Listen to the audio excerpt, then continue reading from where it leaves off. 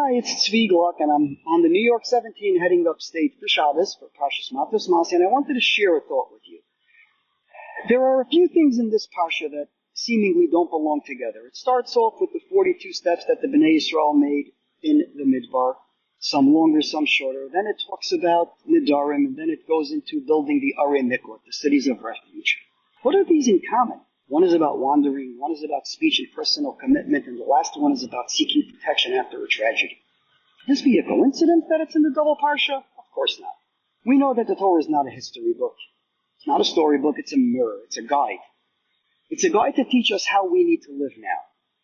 So the question is, why does the Torah place these three themes together, and what are they teaching us about supporting those who have experienced trauma, abuse, addiction, and those with mental health issues? Those 42 journeys, those stops, some of them were longer, some of them were shorter. But the message is clear for anyone who's going to the path of healing. It's not always a straight path. It is a series of steps, some forward, some backward. Moments of wandering, moments of hope, and unfortunately sometimes moments of relapse. Just like the Torah reports each stop with care, we're reminded that every step in someone's journey towards healing is holy, even the parts that don't look like progress. I'll never forget, many, many years ago, when we first started, there was a fellow that came to us. He was a young guy, his teens. He had almost overdosed 3 times. He was in and out of multiple rehabs, and he basically was done. He said to us, my family doesn't believe in me, they have no faith in me, I have no friends, what am I supposed to do? But this time something changed. It wasn't miraculous and it wasn't quick. It was a slow process, but he began to trust in himself, to work on himself. Today, years later, he is Baruch Hashem sober, married with kids, and he still calls us once in a while when he's having a tough day. And we remind him that your process didn't start with perfection, it's not ending with perfection, it's the steps that count. Let's talk about Matos, the Nidarim. It opens up by saying, a person who makes a vow to Hashem shall not violate his word. There are so many people out there that are carrying invisible vows in them. I'll never trust again. I'll always be broken. This was all my fault.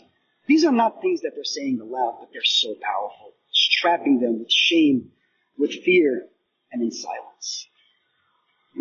Unfortunately, this happens all too often. But one specific story comes to mind. There was a teenage girl that was being abused for years by a very close family friend and never said anything.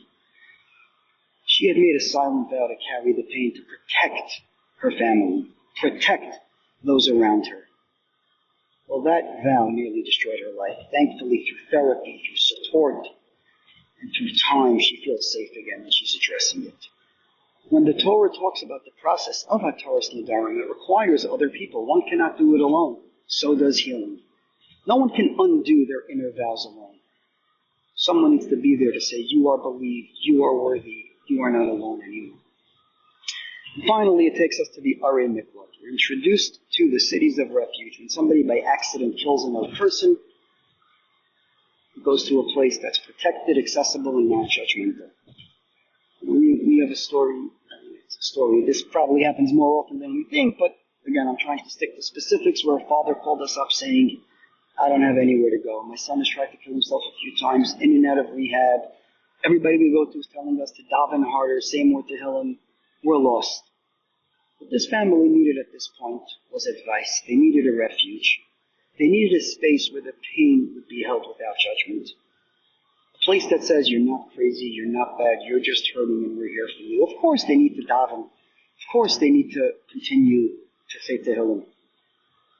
But they needed that refuge. Are we asking ourselves today, are our shuls, schools, communities, homes, are they in Mikot, or are we building walls of shame and of secrecy? What are we doing? What is connecting these three things? Well, I think it is as simple. The one who's wandering in the desert, the one who's bound by fear and shame, the one who's fleeing and looking for safety, the Torah dignifies all of them. They're all in pain. So was he. We must do the same. We need to stop asking, why haven't they healed yet? Is it their fault? Are they saying the truth? What we need to say instead is, let me be there with you. Let me walk with you. Let me be your refuge. In closing, what I ask is as follows. This Parsha is not about just the Bnei Yisrael that we're in the midbar. It's about us, our responsibility to recognize people's journeys, to help them release their inner vows, to become safe spaces emotionally, spiritually, and communally. Let us be the ones who stay, who listen, who hold the burden for someone else, even for just one stop on the journey. We should be that step. May we be Zocha to build a world where healing is possible, pain no longer has to be hidden, and no one has to walk through the wilderness alone. Thank you very much, and have a great Shabbos.